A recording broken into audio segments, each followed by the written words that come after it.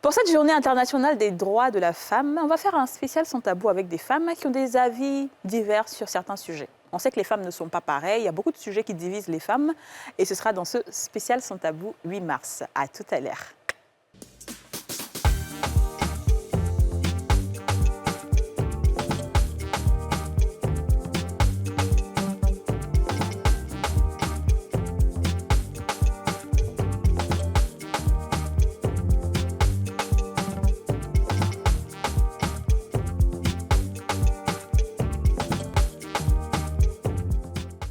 On a tous une bonne raison de suivre les femmes d'ici avec Double Millionnaire. Savourez un moment 100% fruité avec la gamme sélection Presea en suivant ce programme.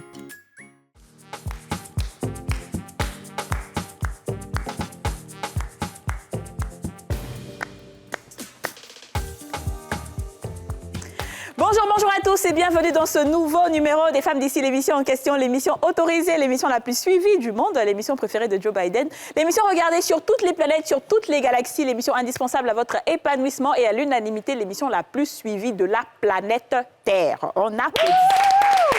À l'unanimité, comme je l'ai dit hier.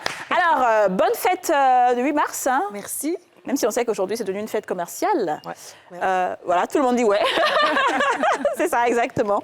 Donc, Dija, comment tu te sens aujourd'hui? Ça commence à aller doucement. Oui, on sent vraiment que tu n'es pas toi-même et ça ne nous plaît pas. Non, ça va aller. Voilà, donc je veux que les internautes disent bonne guérison à Dija en bas. Peut-être que ça va lui donner un peu chaud. Merci. C'est ça? Et toi, Aurélie? Ça va. On est là, contente, même si le 8 mars, c'est vrai que c'est une fête qu'on célèbre, on va dire, chaque année, mais je pense que la femme se célèbre tous les jours. Ouais. Donc, c'est bien de marquer une date, mais il ne faut pas oublier que la femme, ça se célèbre tous les jours. Oui, en fait, c'est le droit de la femme. C'est la journée internationale des droits de la femme, c'est pas la journée de la femme, en fait. Et c'est ça qui prête à confusion, généralement. C'est vrai, mais après, les droits, comme on dit, c'est quelque chose qui doit se faire au quotidien, mais pas forcément se rappeler que, oui, la femme a des droits. Non, on est déjà un être humain. Et en plus de ça, une femme. Il faut adorer, respecter et donner de l'amour. Totalement.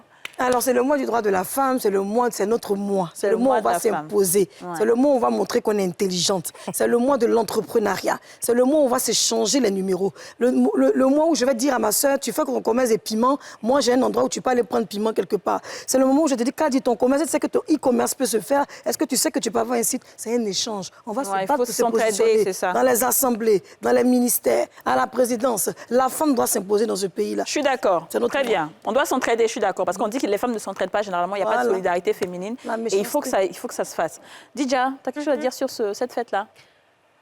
Écoute, moi, je pense qu'on devrait se battre, comme Yasmine a dit, avant de réclamer des droits, pour être quand même un minimum autonome.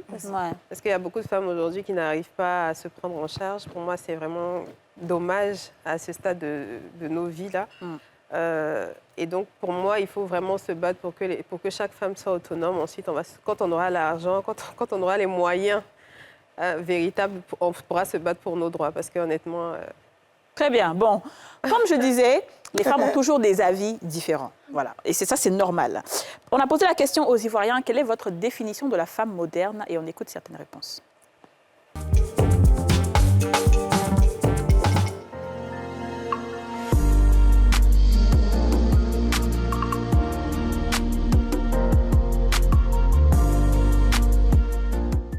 Une femme moderne, c'est celle-là même qui arrive à se prendre en charge, celle-là même qui est indépendante financièrement. Bon, pas travailler forcément dans un bureau, mais celle-là même qui dort, qui se réveille le matin, qui va à ses occupations. Même les femmes qui vont au marché, qui arrivent à se prendre en charge, c'est des femmes modernes. Exemple de femmes modernes, la maman, la Irielou Colette, c'est une femme moderne parce qu'elle a réussi à développer l'agriculture, tout ce qui est au marché. C'est grâce à elle aujourd'hui, toutes ces femmes-là se lèvent aujourd'hui pour se battre. Voilà, donc pour moi, c'est une femme moderne et coucou à elle au passage. La femme moderne, c'est la femme de maintenant, c'est-à-dire qui s'adapte à la réalité d'aujourd'hui. Alors la femme moderne aussi, c'est celle qui s'élève, c'est-à-dire qui, ma foi, se bat nuit et jour pour subvenir aux besoins de la famille, c'est-à-dire aider son mari dans ses tâches aussi. La femme moderne, il ne faudrait pas qu'elle soit au crochet de son mari seulement. Il faudrait qu'elle aussi, elle se batte, c'est ce que je disais tout à l'heure. Donc, financièrement, elle doit être indépendante. Il ne faudrait pas qu'elle tombe dans des revers, dans des travers, dans des situations que nous connaissons tous. Donc, voilà, c'est un peu cela. Une femme moderne, c'est une femme instruite qui respecte les lois de la République. Et instruite, bon, qui allait au moins minimum la classe de 3e, qui sait lire et écrire et puis qui sait bien s'occuper de son foyer, de son mari et de ses enfants. Qui respecte les lois de la République, là, moi, c'est ça, il n'est pas compris là. Je ne sais pas, la République, à quelle loi? Instruite aussi, qui est instruite. Après, celles qui ne sont pas là à l'école, elles ne sont pas modernes. Voilà, tu vois. Bref. Genre, elles ne sont pas utiles, quoi. Alors que c'est pas vrai.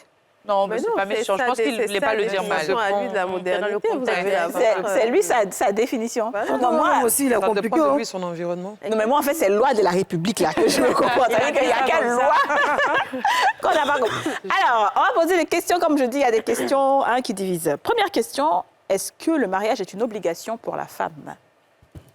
Madame Koné-Touré. Merci, Kadi. Je dis non. Le mariage n'est pas une obligation, c'est une option. C'est une option? De bien-être. C'est une option spirituelle. En fait, venant de toi, ça nous étonne un tout petit peu. Non, le mariage n'est pas une obligation. Parce qu'en fait, on sait que Mme Koné était passée ici pour dire qu'elle doit... Oui, mais je n'ai jamais dit que le mariage était une obligation. Si, je suis d'accord, ouais. Voilà, le mariage n'est pas une obligation. Très bien, tu vas défendre ça tout à l'heure. Et toi, Nadège, est-ce que c'est une obligation, le mariage pour la femme? Merci, Kadi, mais je pense que non. Non? Non, le mariage n'est pas une obligation. Parce que quand on rentre un peu dans le cadre de la spiritualité, le mariage, c'est une grâce. D'accord, très bien, tu vas débattre ça. Tu vas défendre ça tout à l'heure. Dis-nous, Sandé. Oui, pour enseigner avec mes soeurs. Oui, c'est pas une obligation. Donc tout le monde est d'accord. Enfin, les trois invités sont d'accord que le mariage n'est pas une obligation. Aurélie? Ce n'est pas une obligation, mais un souhait. Un souhait. Yasmina? Si, moi je pense que le mariage c'est quand même une obligation. C'est parce qu'il y a certaines femmes qui n'arrivent pas à se marier ou dont on dit qu'ils n'aiment pas le mariage. Donc on dit oui, c'est pas une obligation. Sinon quand Dieu a créé l'homme, il a créé la femme, c'est pour qu'ils s'unissent et faire des enfants. Donc le mariage en lui-même c'est une aide à la femme et à l'homme afin de pouvoir évoluer dans ce bas monde. Donc obligé, je ne sais pas, mais c'est une loi divine. C'est ce que je peux dire en fait. Très bien, Didjous? Non, je ne crois pas que ce soit une obligation. C'est pas une obligation. D'accord, très bien. Maintenant, je vais entendre les arguments. Madame Koné-Touré. Merci. Le mariage n'est pas une obligation, c'est un sacrement, comme l'a dit ma sœur. Spirituellement, c'est un sacrement, c'est une grâce. Alors, quand je dis que le mariage n'est pas une obligation, je tiens compte du fait que tout le monde, toutes les femmes ne sont pas forcément mariées dans la société actuelle. Voilà, c'est vrai que Dieu a créé Adam et Ève. Il a demandé qu'il n'est pas bon que l'homme soit seul. Ça, c'est vrai. Je peux dire que c'est une volonté divine, mais c'est une loi divine qu'une femme et un homme se mettent ensemble, qu'ils fassent des enfants. Ça, c'est vrai, mais avec la réalité vécue que nous avons aujourd'hui, même avec la religion, nous connaissons des femmes qui ont fait des vœux de chasteté, des vœux de célibat, qui sont là. Je veux parler des religieuses. Alors, si le mariage devient une obligation, ça voudra dire que ces femmes n'ont pas le droit de le faire. Voilà. Bon, donc du coup, donc du coup, c'est le mot obligation. Voilà. Donc ça veut dire qu'en fait, c'est peut-être une obligation. De toute façon, tu expliques. On a l'impression que, comme tu dis, c'est une loi divine et tout. Donc ça, c'est ce qui doit se faire. Mais la réalité est tout autre. Donc en fait, c'est une obligation. C'est un peu comme tout ce que la religion va nous dire de faire ou de ne pas faire.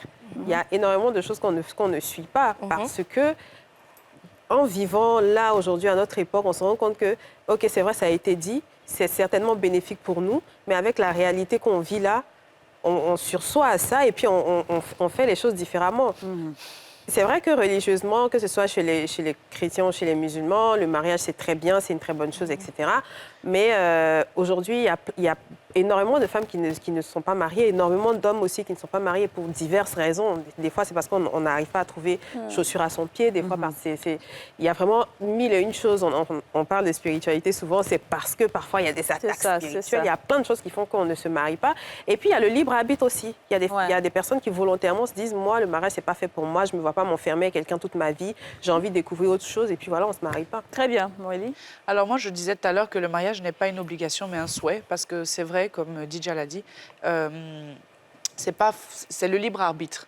Mais je pense que dans le fond, toute femme aimerait quand même se marier. Toute femme aimerait être accompagnée d'un homme dans sa vie, ne serait-ce que par une question de sécurité, même pas pour une question d'argent, mais juste le fait de se sentir protégée, d'être aimée par un homme, de pouvoir faire sa vie avec cette personne-là. Ça, c'est intéressant. Maintenant, après, il y a des circonstances qui font que... Aurélie, non, ce que je veux dire, c'est que quand tu dis accompagner, c'est-à-dire que tu peux être avec un homme qui t'accompagne sans être marié. Oui, tu peux être avec un homme sans être marié. Donc, c'est-à-dire... Juste, tu peux aussi vouloir être avec cet homme-là, et puis vouloir te marier avec elle. C'est une décision, c'est un souhait. Parce que le fait aussi d'être marié, c'est un statut aussi. Oui, je suis une femme mariée, c'est un statut dans la société, qu'on se le dise.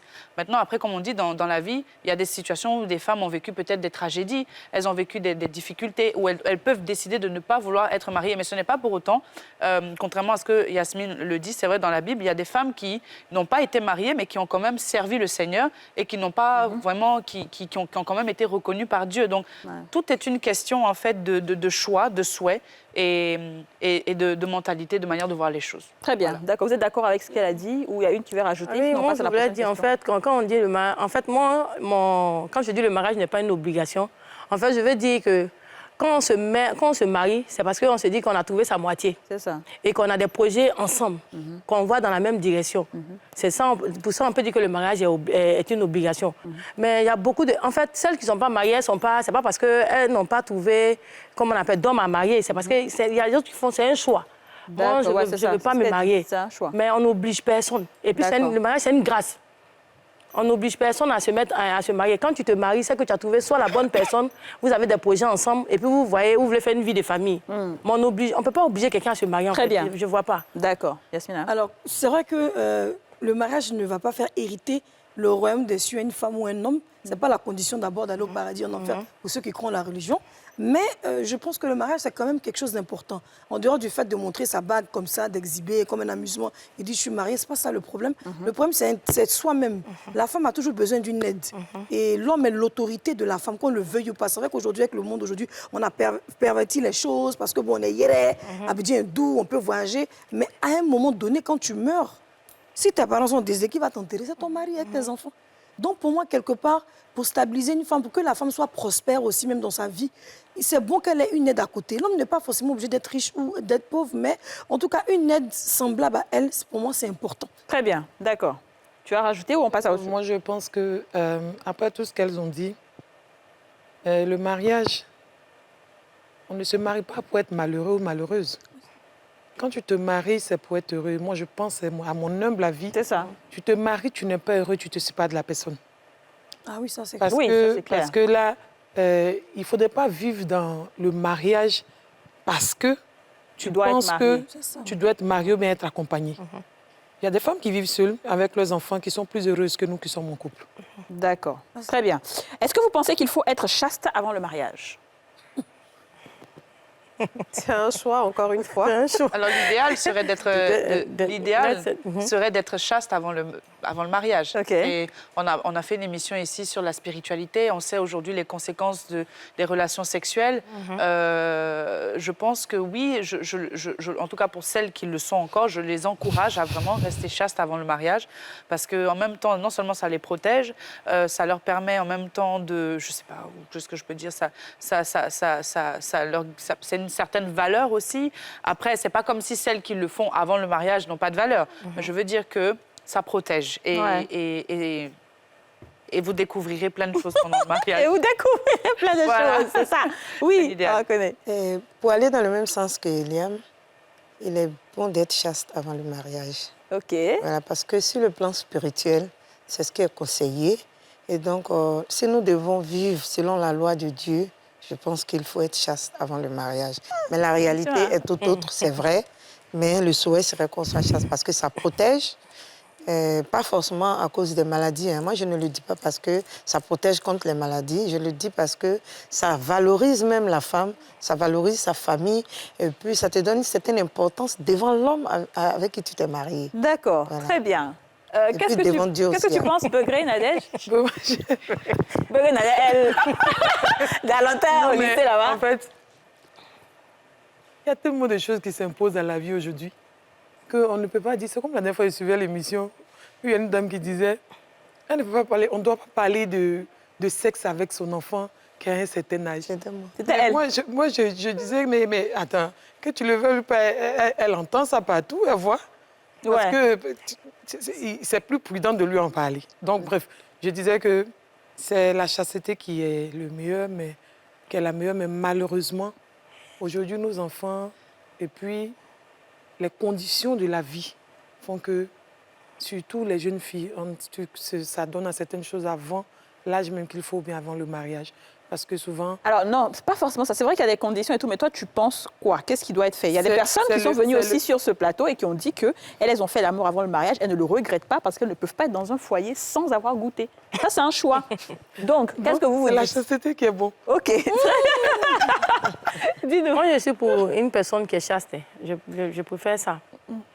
Oui, l'islam demande ça, mais pour celles qui ont déjà goûté aux fruits défendus, on ne les condamne pas. Très bien. Comme on le dit, c'est la société qui... En fait, on est dans un monde maintenant où tout a changé. La société même s'impose à nous. Donc, c'est... Comme tu as un enfant, tu lui donnes des conseils, mais quand l'enfant sort, tu ne peux pas suivre ton enfant. Voilà, c'est tout. D'accord. Bon, je pense que l'abstinence n'est pas la chasteté. Je pense que c'est la même chose. C'est pas la même chose. C'est de ne jamais L'abstinence, tu as déjà fait. Justement, donc c'est le bon mot, l'abstinence. Je suis un mon gars, je suis fan de lui. On fait l'amour matin, midi, soir. On s'aime. Au final, le monsieur dit, bon, c'est toi que je veux marier. Et c'est l'homme qui épouse, bref. Et on dit, bon, bébé, comme on va se marier, on va s'abstenir. Pourquoi? Parce qu'on veut faire des fondements pour qu'on puisse rentrer dans le mariage. C'est pas qu'il n'a pas goûté. Mais tu parles, n'est pas goûté. Ça, c'est vraiment se mentir. Non. Il y a une vérité. Faut pas, on ne sait pas, Dieu même il nous écoute. Donc, tu as oublié de faire un peu. Ça là, c'est pas, tu n'as pas fait comment tu as dit que Dieu te marier.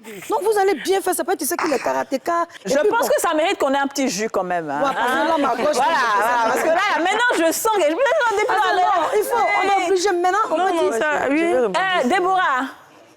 Déborah, la barwoman, s'il te plaît, tu peux nous envoyer un peu de jus naturel, s'il te plaît? Ok, Kadi. Oui, tu dis, tu es la musulmane, ça combien de jours vous faites dans la maison et puis le monsieur ne couche pas à toi? J'ai pour laisser ça. Le jeudi, en fait, dans... Oui, tu rentres dans la maison. Jeudi et puis donc, tu veux dire que ce jour-là, c'est... Il faut voir pour tout le monde. Même si c'est 3 jours, vous allez faire une semaine, vous jeûnez. Si vous êtes chrétien, vous allez vous confier devant un homme de Dieu pour qu'il bénisse l'union. Mais ce n'est pas parce que vous n'avez pas fait l'amour. Hein. Vous avez très bien fait l'amour. C'est parce que le monsieur, c'est 10 sur 10, aussi, c'est 10 sur 10 qu'ensemble, vous décidez d'être ensemble, puis pour d'autres valeurs en plus. Parce que je ne veux pas de surprise désagréable. Voilà, donc je dis la chasteté, non, mais l'abstinence avant le mariage, c'est possible. D'accord, très bien. Dis-nous. Merci, Déborah. Déborah. Oh, tu avais celui-là, bon, tiens. Oh, Déborah, tu as dosé, hein. Merci. Je prends une gorgée. Oui. Déborah a mis dans pour moi, là, ça peut y parler du n'importe quoi ici encore. Pour parler des surprises agréables. Désagréable. Non, c'est désagréable, je veux dire. Non, c'est désagréable. Pour parler des surprises désagréables, moi, je pense que c'est l'une des raisons pour lesquelles, au jour d'aujourd'hui, on ne reste plus chaste avant le mariage. C'est l'une des raisons même qui ont poussé les hommes, quand je dis les hommes, c'est grand H, femmes et hommes, c'est l'une des raisons qui les ont poussés à aller ensemble avant le mariage. Parce qu'il y a certaines personnes qui se sont retrouvées à vivre la chasteté, ils l'ont décidé, beaucoup l'ont réussi. Oui. Et quand ils se sont mariés, il y a des défauts du côté de l'homme, il y a des défauts du côté de la femme. Alors qu'on dit le mariage ne peut pas se dissoudre. C'est ça, chez nous, les catholiques, par exemple. Alors tu rentres dans un mariage et puis tu tombes sur un cas de l'homme est... Suivez mon regard.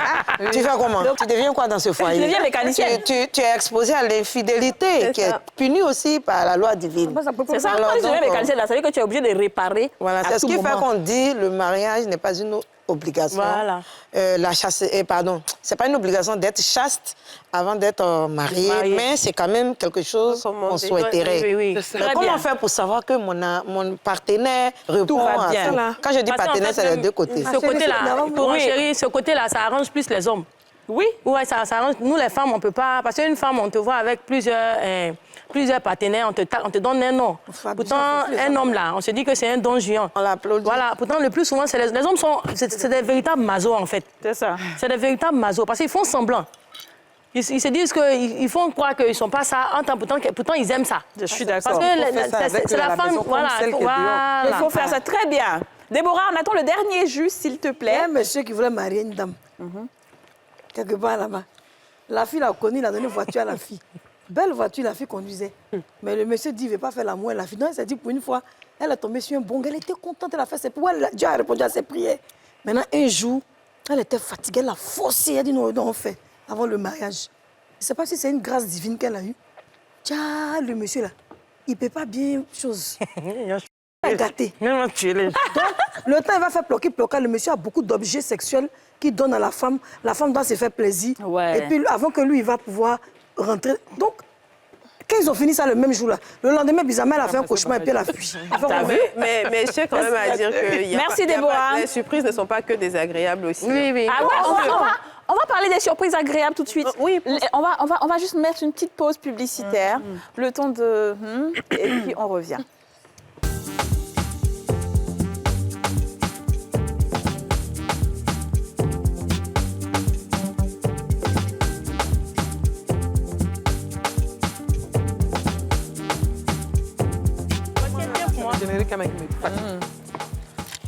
Merci. De retour sur le plateau des femmes d'ici, nous sommes toujours en compagnie de nos 3 invités, Salimata Koné Touré, Nadège Begré et Kofi Sindé, qu'on applaudit. Là, en ce moment, nous sommes à Miami Beach, franchement, avec les raisins, avec les jus, tout va très bien, et puis on papote entre femmes. Comment est-ce que tu peux manger ton raisin? Fais voir. Est-ce que tu sais manger raisin? Oui, je sais manger. Vas-y, avec ton rouge à lèvres. Capture d'écran. Très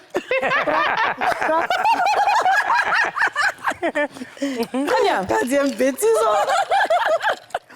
Alors, autre question du centre. On parlait des surprises agréables, a dit Je tenais à dire en fait qu'il n'y a pas que des mauvaises surprises. Il n'y a pas que le monsieur ne démarre pas, ou bien la femme ne démarre, ou bien la femme ne démarre pas. Souvent, tu arrives, ils se sont abstenus. Quand ils arrivent, c'est feu d'artifice là-bas.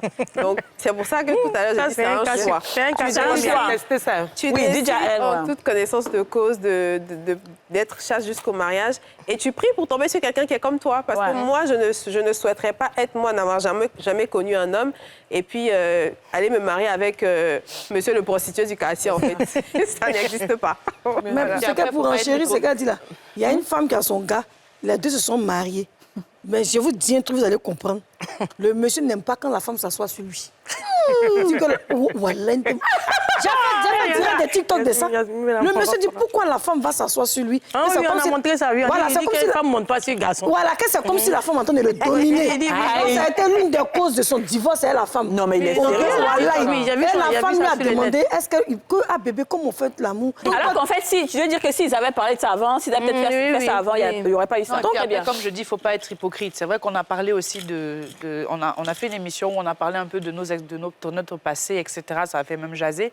Mais c'est vrai qu'aujourd'hui, avec du recul, avec l'âge qu'on a, quand on regarde ce qui s'est passé, on se dit, bon, finalement, on aurait pu forcément attendre. Parce que qu'est-ce qui diffère d'une femme qui est mariée de celle qui ne l'est pas ou qui a découvert le sexe avant le mariage? Donc, je pense que, comme Didia l'a dit, il y a des situations où ça peut mal se passer, mais il y a des situations où ça peut bien se passer. Et une femme qui est chaste, qui ne connaît pas forcément même le sexe, de toutes les façons, avant même de se marier, elles sont, pour celles, même les femmes musulmanes, les femmes, comme dit certaines, les tini, les djoulas par exemple, il y a des marates qui viennent te montrer comment ça se passe avant même de commencer. Il y a des personnes, tu peux même te rapprocher, tu peux même regarder des films, entre guillemets, j'encourage pas, mais je veux dire qu'avant de rentrer, tu es forcément obligé de savoir comment ça se passe. Donc je me dis que l'idéal serait, comme on dit maintenant, on ne juge pas celles qui ne l'ont pas, qui l'ont fait avant. Très bien. Si j'étais née en 1900 Toé, elle allait faire comme ça.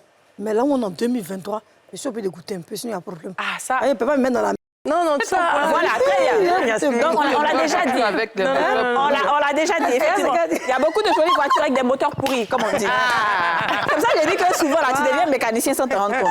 Si tu vas réparer, tu vas pousser, tu fais beaucoup de choses. Voilà, je t'ai dit, prenez des garages.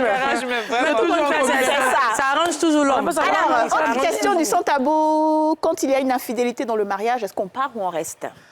La question, c'est maintenant le plateau va s'élever. Et maintenant, je vais sentir l'émission.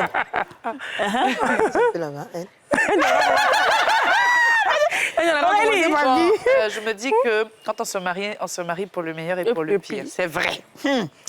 Après, je pense qu'on ne quitte pas son mari pour une infidélité de premier abord. On essaie de comprendre ce qui s'est passé, pourquoi. Si ça s'est passé et que tu l'as découvert et que vous en parlez, que vous communiquez pour éviter que ça se reproduise, d'accord.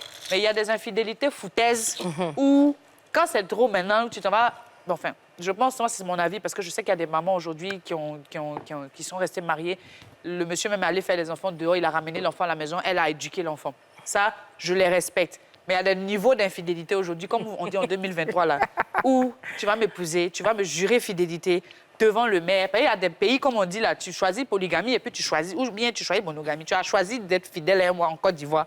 Et puis tu vas aller, genre, me tromper avec plusieurs petites filles. Et puis dehors, on va venir te dire que c'est ta femme dans la maison qu'on dévalorise au détriment de celle qui est dehors. Je trouve que là, à ce moment-là, là, il faut partir. Quand même qu'on voit... Mais il faut dire les trucs clairs. Mais pourquoi tu as tourné? Même se respecter. Tu dis clairement, on part ou on reste. On ne part pas de premier abord pour une infidélité. On part pour des cas de violence. On part pour... Voilà. C'est d'accord. Très bien. Moi, chercher ton mari, il ne faut pas dire ça. Oui, qu'est-ce que tu dis? Et qu'est-ce que tu dis, ma chérie Kofi Sandé? Tu as dit, tu es venue sur moi déjà. Moi, tu réfléchis. Oui, tu pas réfléchir. Ça fout moi. Non, comme je l'ai dit, d'abord, on ne peut pas partir pour... L'infidélité, on ne va pas en tout la solution d'abord. Comme je dis, il y a plusieurs degrés d'infidélité. L'infidélité, tout homme est infidèle, même la femme. L'infidélité, c'est dans deux camps. C'est ça. Mais on ne se lève pas aujourd'hui pour laisser son mari parce que j'ai vu mon mari avec une femme, je pars. Non, peut-être que le problème, là, il y a un problème. Peut-être qu'il y a un... Et s'il te montre clairement qu'il est infidèle? Peut-être que lui-même, il est malade. D'accord. Et s'il est malade, tu fais quoi? On le soigner. Parce qu'un homme qui est infidèle, là, c'est pas parce qu'il n'aime pas sa femme, hein. C'est pas parce qu'il n'aime pas sa femme. Non, c'est pas parce qu'il n'aime pas sa femme. Non, c'est vrai, les hommes ne sont pas... Il aime toujours la même position. Il aime, mais il la trompe. Donc pourquoi on aime, on trompe? On ne peut pas cerner ça. On ne peut pas. Mais tu vas le soigner comment même? Peut-être que mon monsieur a un problème. C'est complexe. Peut-être que mon monsieur a un problème. On va essayer de communiquer. Mais c'est qu'il y a su pour toi, quelle que soit l'infidélité, là, toi, tu parles. Non, pas, je n'ai pas dit quelque chose. Donc dis-nous, un degré. Non, mais quoi comme ça? On va t'humilier, on va inciter ton père ou ta mère, on va te battre. Non, on n'est pas dans les violences. On n'est pas dans les trucs. On t'attrape et puis te frappe. Non, laissez ça. Laissez ça. C'est pas une affaire de... Parce que vous voulez essayer de justifier. Non. On va pas. Je dis... Moi, pour infidélité, je parle. Voilà. Il ne te bat pas. Moi, pour l'infidélité, je ne parle pas. Mais il te trompe tous les jours. On trouve des solutions. Pour l'infidélité, moi, je ne parle pas. Donc tu es là. Quel que soit, il te trompe tous les jours, tu es là. Moi, je ne parle pas, en tout cas. Aurélie va couper son Parce que c'est pas la meilleure solution. Tu laisses Pierre pour aller chez Paul, c'est pareil. C'est celui que tu as. Vraiment. Très bien. Dis-nous. Dis-nous, Pégré. En fait, moi, je dis... Il y a les degrés. Il y a infidélité. Moi, je dis, depuis que j'étais jeune, que le meilleur infidèle, c'est celui qui est discret dans son infidélité. Merci, là-bas. OK. Oui. Garçon qui cherche femme et puis sa femme, c'est pas là. C'est que c'est le bon infidèle. Voilà. Mais tu ne peux pas être infidèle. Je ne peux pas comprendre que tu sois un homme, tu habites, je dis n'importe quoi, tu habites à Djamé-Bracodi, et puis ta copine est à Bracodi. Et puis quand ta femme découvre, tu es surpris. Mais c'est toi le lâche. Parce que tu ne peux pas comprendre, tu ne peux pas venir demander à ta femme comment tu as su que j'ai une copine à Bracodi. Pourtant dans les mêmes moi, je vais te redemander, Bracodi, là, tu penses que c'est où? C'est pour ton papa ou bien? Bracodi, c'est un quartier, je sors le matin, je vais au marché. Ta copine aussi, soit elle va au marché. Nous sommes des femmes, on se parle, on se cause, et puis peut-être qu'elle me connaît, je ne la connais pas. Et elle a une amie en commun avec moi, qui peut-être, c'est pas que tu es sur ta femme, et puis elle qui la connaît bien. Et puis dans la causerie, tout est parti. Donc, quand moi je découvre ça, là, je ne réagis pas d'abord. Mais quand le quartier doit comprendre que mon mari, qui est le voisin du quartier, a sa copine dans le quartier, et puis la première fois, on en parle, et puis on tue le discours, parce qu'il y a une vieille mère du quartier qui est venue raisonner la maman, qui est venue me raisonner. J'ai dit, bon, d'accord, pour le respect de la maman, je laisse. Et puis tu es dans le même quartier en train de gigoter. Donc pour toi, il n'est qu'à partir loin pour faire ça? Oui. D'accord. Donc s'il est proche de toi et qu'il continue, toi, tu t'en vas? Je m'en vais. Mais s'il fait loin, s'il est à Bracodi et qu'il fait ça vers Gonzague... mais tu sais qu'il est infidèle. Donc là, il n'y a pas de problème. Mais c'est parce qu'on chicane tout précis. On chicane un peu loin. Mais il est infidèle. Ouais, c'est ce qu'elle a dit. Je ne sais pas. Tu sais pas, c'est bon. Et puis c'est dans le respect qu'il le fait. D'accord. Midi et 2. Bon, OK. OK, très bien. Hein, Salimata? Alors, de prime abord, on ne part pas, on ne divorce pas. Merci, ma tata. Il y a de l'infidélité qui s'est installée dans mon foyer. Non, pas du tout. L'infidélité souvent s'impose par rapport à la situation dans laquelle on se trouve. Je prends un cas d'infidélité d'un monsieur, peut-être d'une femme, un monsieur ou une femme qui est infidèle. Je prends le cas du monsieur, par exemple, qui est infidèle. Sa femme, peut-être, elle ne prend pas ça en mal. Elle laisse comme ça, elle en parle, ils discutent, mais il continue d'être infidèle. Que ce soit discret ou que ce soit de façon visible, il est infidèle. C'est quelque chose qui est là. Et puis, en plus de son infidélité, il t'abandonne dans la maison, il s'en va vivre avec la maîtresse ou bien avec la copine. Dans ce cas d'espèce-là, là, tu t'en vas. Tu te cherches. Très bien, je suis d'accord. Dis-le, on va terminer avec moi, ça. je veux dire que l'infidélité, même là, je ne vais pas dire que c'est mauvais, mais on ne peut pas empêcher l'homme d'être infidèle. Ici, en tout cas, à Abidjan, je ne vais pas donner de statistiques. Ah, les hommes seront très contents. Je ne vais pas donner de statistiques, mais ce que je vais dire... C'est pour toi, avec elle est dehors, là. Il faut prier Dieu, là, quand on met si bonne personne, c'est tout. Sinon, quand elle est à côté de toi, c'est pour toi. Quand elle est dehors, là, c'est pour tout le monde. Ah bon? Donc la femme aussi, quand elle est à côté de toi, c'est pour toi? Une femme, là, c'est à cause on dit femme. D'accord, une femme, là, c'est une femme, elle se respecte. On ne peut pas... Mais les hommes ont vraiment réussi ce qu'ils devaient faire. Alors, ce qui se passe, c'est l'homme même qui est, excusez-moi, qui est... Parce que si tu faisais l'amour à moi tous les jours, et que tu me prenais comme tu as l'habitude de me prendre dès le départ, et que j'apprenais que tu sortais qu'une fille, ça n'allait rien me dire. Parce qu'elle dit, oh, ça m'en fout, c'est moi qui suis dans le foyer. Mais puisque tu commences à coucher dehors et que tu commences à me donner d'eau, tu ne veux plus coucher avec moi. Parce que peut-être tu as une autre copine dehors, c'est là où l'infidélité commence à brûler la femme et la femme veut s'imposer. Mais sinon, quand une femme est heureuse dans son foyer, que l'homme lui donne tout ce qu'elle veut, il la chérit, ma femme, c'est photo WhatsApp. Parce que nous, c'est des conneries, des détails comme ça, on aime. Souvent, mettre ta photo sur WhatsApp, il y a une photo de nudité de quelqu'un qui est arrivé. Mais dans ça, nous, tant qu'on est rassurés, l'infidélité ne va pas poser problème. Mais c'est quand on va te négliger, dedans, s'il te plaît. Non, d'accord. Dis, tu vas répondre. Moi, j'entends beaucoup de justification par rapport à l'infidélité. S'il est infidèle, c'est parce que... On écoute Didja. Déjà, il n'y a pas à justifier cet acte-là. Que ça vienne de l'homme ou de la femme, il n'y a pas de justification possible, en tout cas à mon niveau. Ce que je pourrais tolérer, je n'ai même pas encore dit pardonner, tolérer, serait peut-être un coup d'un soir. Parce que pour moi, les émotions ne sont pas engagées. Il est sorti, il a fait ses affaires, peut-être il a eu envie là-bas, il a fait ses affaires, il est rentré. Et je l'apprends plus tard, j'ai aucun problème avec ça. Mais quelqu'un, comme Aurélie a dit, avec qui on va se jurer fidélité, etc., qui va se lever dans ma relation, aller faire une autre relation, peut-être que j'ai 10 ans, lui, il a 9 ans et demi dedans. Faire des enfants, faire un autre foyer. Mais c'est ça, non, pas forcément enfant. Non, pas forcément enfant. Là, c'est l'extrême. Non. C'est enfant, ça qu'il n'a eu. Voilà, on parle de quelqu'un qui te trompe tout le temps. Il est avec toi, mais il te trompe. Quelqu'un qui te trompe tout le temps. Attends, qu'est-ce que tu recherches, toi, réellement? Tu veux avoir un AVC, tu veux faire un infarctus? Quelqu'un qui va passer son temps.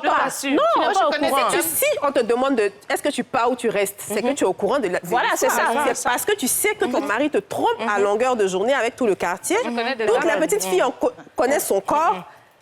Qu'est-ce que toi tu attends? Qu'est-ce que tu espères en fait de cet homme-là? Je comprends pas. Est-ce que tu vas mourir? Nous sommes en train de parler de l'infidélité, mais nous sommes en train de parler de l'infidélité. Nous sommes en train de traiter le cas de l'infidélité dans un sens. C'est le sens de la femme qui est trompée par son mari. Mais attends, la femme qui est trompée par son mari, c'est toléré de façon générale. Mais le mari, enfin la femme qui trompe son mari, là on demande même pas, on cherche pas à savoir si le monsieur doit rester automatiquement. Il y a les maris qui restent. Non, mais je le dis dans un premier temps. On ne pardonne pas. La femme ne pardonne pas. Dans un premier temps, les gens diront divorce là, elle est infidèle. Oui, ça c'est alors que la femme, on te dira qu'il faut supporter. Attendez, on va écouter Didja va terminer. Ce que j'entends sur ce plateau, c'est que même les femmes ici présentes excusent d'une certaine façon l'infidélité des hommes pendant qu'elles sont en train de se condamner elles-mêmes en disant si une femme trompe, il n'y a même pas à discuter, en fait. Vous voyez en fait... Moi, je vais répondre. On est d'accord avec toi. Vous n'êtes pas d'accord avec elle.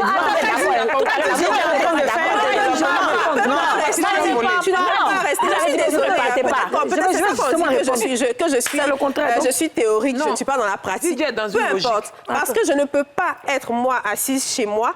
Toutes les petites filles du quartier connaissent le sexe de mon mari. C'est la même chose. Attendez. Il y a une nouvelle. On vient de m'apprendre quelque chose. Silence. Pub. Il y a la pub. Merci.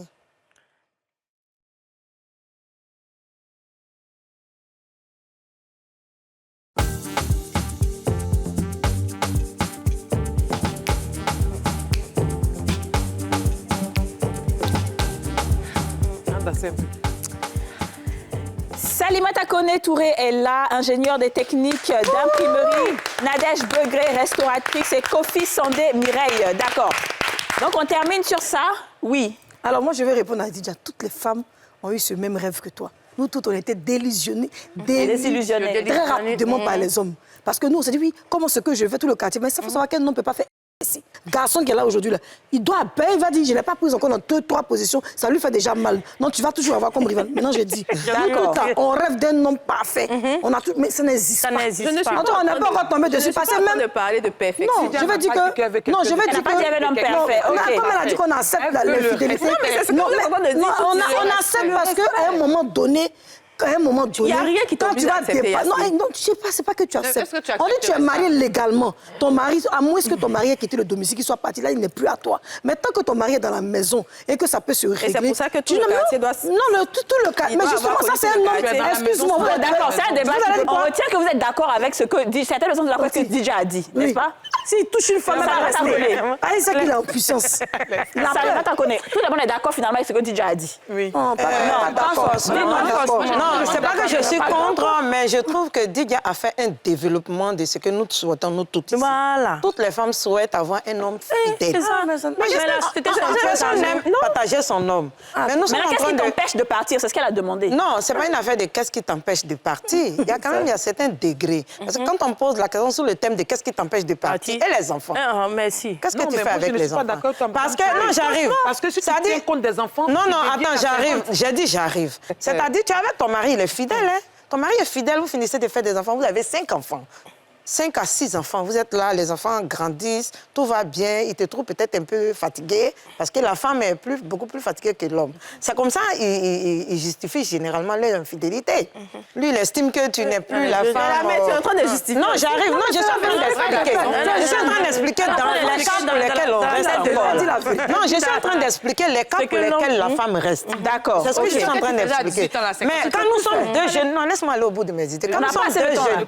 Non, si, quand nous sommes 2 jeunes personnes avec toutes nos s'il vous plaît, on se concentre. Et que le monsieur se permette de te tromper pendant que nous sommes bien fraîches. Là, c'est un problème. C'est différent, vous voyez. Dans ce cas-là, c'est différent. D'accord. Dans ce cas, on a fait beaucoup d'enfants, on essaie de réfléchir avant de partir. On fait des conciliations, on écoute un peu les conseils et puis on essaie de prier pour Alors, dis-nous, Rosine, on écoute Rosine. Un décret. On est là, c'est coupé. On écoute Nadège Begré, pardon. Oui, je disais, on est dans le cas de l'infidélité toujours. Oui, toujours. Je disais que... ce que Mme Touré vient de dire, c'est vrai, mais moi je dis toujours, que tu sois âgé ou pas, ou bien que tu sois fatigué ou pas, vous êtes toujours en couple. Quand vous aviez commencé, vous ne vous êtes pas dit que vers la fin, si tu es fatigué, je dois aller voir ailleurs. Non, c'est la chair qui réclame ça. Mais moi je dis, vous avez des enfants, ta femme est à la maison avec toi, le maximum de considération pour elle dit que tu ne dois pas te jeter partout. Okay. Et je dis encore que quand toi, la femme, tu es à la maison, qui fait ça, que tu acceptes parce que vous avez des enfants, tu n'es plus là pour lui. Tu es là à cause des enfants. Et moi, c'est là-bas que je ne veux pas arriver dans mon couple. Je ne veux pas être là à cause de mes enfants. Je veux être là. Non, je suis désolée. Là, on te demande au cas où ça arrive, tu fais quoi? C'est ça. Si ton mari se trompe dans toutes ces conditions-là, tu fais quoi? Tu ne pas au sport, tu te fais un peu arranger ici, là, tu resserres des dents, et puis tu fais quoi? Ton mari, tu divorces maintenant. C'est tout dans la bouche, hein? Bon, très bien. On va nous regarder dehors et puis va voir pourquoi est-ce que madame n'est pas rentrée à 21h au lieu de préparer à la maison là. Ils vont s'asseoir à la maison pour nous chercher. Au contraire, mais va dire Dieu merci, ma femme elle est dehors. Ma petite vient alors à l'hôtel. C'est pas la zone qui ne demande pas, faut rentrer à 3h du matin maintenant. Faut pas se laisser très bien. À 50 ans. Comme je le disais, ce sont des sujets qui divisent généralement parce qu'on n'a pas la même façon d'apprécier. Donc les hommes aussi, sachez quelle femme vous prenez parce qu'il y a des femmes qui acceptent, il y a des femmes qui n'acceptent pas. Donc vous aussi, faites attention. Ah, c'est quoi ça? Est-ce que vous savez qu'on est déjà, on est déjà à la fin de cette émission avec vous parce qu'on aura des vidéos, on va regarder des femmes, des dames qui ont soutenu les femmes d'ici jusque-là. Et puisque c'est la journée internationale des droits des femmes, on va regarder ces femmes-là qui nous ont soutenues, qui nous ont encouragées depuis le début. On regarde et on revient. C'est la recommandation d'un père mourant qui m'a confié cette mission. Sa vie durant, il s'est battu pour recueillir, pour transmettre pour les futures générations afin qu'ils se connaissent mieux à travers leur culture Et cette œuvre d'intérêt général, il n'a pas achevé sa vie durant. Donc, je me suis retrouvée à une période charnière. Et donc, c'est une tâche lourde, certes, mais exaltante. Parce que non seulement elle me permet d'être en rapport avec ce père-là, mais par le contenu même de ce qui est véhiculé. Et notamment au-delà de la littérature, des contes, il nous donne vraiment le statut véritable de la femme noire, de la femme africaine qui n'est pas celle dévoyée par la culture occidentale et dans les médias, mais cette femme africaine qui recelait en elle un mystère. Au départ, les gens ont des préjugés défavorables par rapport aux femmes. Certains estimaient que j'étais comme un œuf et que si je tombais sur quelque chose, je pouvais me casser, ou si quelque chose tombait sur moi, je pouvais me casser. Et je leur ai répondu que j'étais un œuf incassable. Parce que je pense que, comme il nous le dit dans Kaïdara, dans la vie, il faut avoir un objectif bien précis. Et je pense que lorsqu'on sait exactement où on va, parce qu'aucun projet, aussi bien soit-il monté, n'a pas de garantie de succès. Mais lorsqu'on y met le cœur, on y met l'abnégation, on y met du sérieux, on finit par convaincre les sceptiques. Et je pense qu'au départ, les gens n'y croyaient pas, parce que d'aucuns me disaient, tu veux faire une fondation pour ton père, tu n'as pas de moyens, et c'est peut-être les Occidentaux qui peuvent le faire, qui plus est, tu es une fille. Je dis, je prends ça en défi, parce que je pense qu'il faut avoir une passion et se décomplexer, d'avoir un complexe d'infériorité. Et je pense que ce père que on a eu, qui avait la tête dans les traditions, mais avait aussi un pied dans le modernisme. Ce patrimoine, on me l'a peut-être légué, mais pas légué. Je suis en réalité le porte-parole de la famille. Mais j'ai derrière moi un ensemble. Et je crois que c'est cette vision-là qu'il faudrait que nous ayons. Parce que les hommes ne sont pas nos ennemis. Nous sommes complémentaires. Et donc, il faudrait qu'on voit ça. Il ne faut pas tomber dans les excès des discours féministes qui ne correspondent pas à notre réalité. Donc, il faut que nous prenions notre place. On n'a pas besoin d'attendre qu'on nous la donne. Ce que j'aimerais dire aux femmes, que le respect que nous voulons qu'on nous apporte vient du respect que nous avons de nous-mêmes. Je me souviens que notre père, parce qu'il ne nous battait pas, mais il avait des mots pour nous sensibiliser. Il nous disait, mes filles, si vous voulez faire de votre corps un dépotoir où tous les hommes viendraient y déverser leur saleté, ou un réceptacle saint où Dieu viendrait lui-même s'y exalter, à vous de choisir. Donc refusons d'être des poubelles, refusons d'être des toilettes. Soyons dignes pour qu'on continue de nous respecter. Croyons en notre force, battons-nous et le succès est au bout. J'ai l'habitude de dire que nous sommes une génération bénie. Parce qu'aujourd'hui, on a cette possibilité-là d'acheter une connexion à 200 francs et de faire son activité, gagner 200 000 francs. Voilà. Donc, d'où m'est venue l'idée de prendre un local depuis le virtuel jusqu'à aujourd'hui. Il faut dire que j'ai commencé la décoration de façon virtuelle, comme vous avez dit, parce que je n'avais pas les moyens de me prendre d'abord un local et puis je n'avais pas vraiment de clientèle. Donc, il ne fallait pas que je me mette une corde au cou en prenant un endroit beaucoup trop, voilà, pour ne pas m'endetter. Voilà, ce qui est intéressant dans la décoration, c'est que je n'avais pas forcément besoin d'un local en ce moment. Donc, je partais chez les clients, je visitais le chantier et je faisais la cotation. Après la cotation, lorsque le client est d'accord, il me donne son argent, je vais faire les courses et je viens faire l'aménagement. Et ce client-là me donne ma main-d'œuvre. Donc, du coup, là, je n'avais pas forcément besoin d'un local. Donc, je faisais cette activité-là de façon virtuelle et ça commençait, je me rendais compte que ça commençait à prendre. Et j'avais un certain client qui commençait à venir avec certain budget. Ça s'imposait à moi parce qu'il y a des clients qui venaient et qui disaient « mais je vais donner mon argent, je ne sais pas où vous êtes » et tout ça.